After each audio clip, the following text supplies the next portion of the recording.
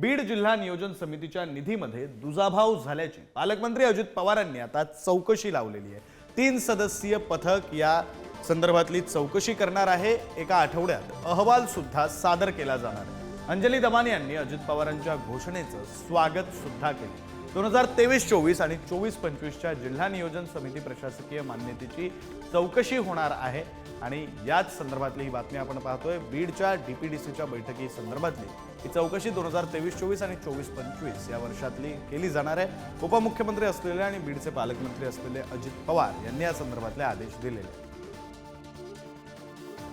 प्रतिनिधी उदय नागरगोजे आपल्यासोबत आहेत, आपण त्यांच्याकडून या संदर्भातला तपशील घेऊया। उदय, विक्रांत, आपण जर बघितलं तर अजित पवार यांनी बीडच्या पालकमंत्री पदाची सूत्रे हाती घेतल्यानंतर बीडमध्ये ज्या ज्या बाबींवर आक्षेप नोंदवले गेले होते, विरोधकांकडून आरोप केले गेले होते, त्यावर आता चौकशी केली जात आहे। यामध्ये सर्वात आधी जे आहे ते जिल्हा नियोजन समितीचा जो निधी वाटप आहे त्यावर आमदार सुरेश धस यांनी आक्षेप नोंदवला होता। या निधीचा गैरवापर केला गेला, तसेच ठराविक मतदारसंघालाच निधी वाटप केला गेला असे आरोप त्यांनी केले होते। यानंतर नियोजन समितीची बैठक झाल्यानंतर तातडीने याबाबतचे आदेश काढले। 30 तारखेला ही 30 जानेवारीला नियोजन समितीची बैठक झाली होती।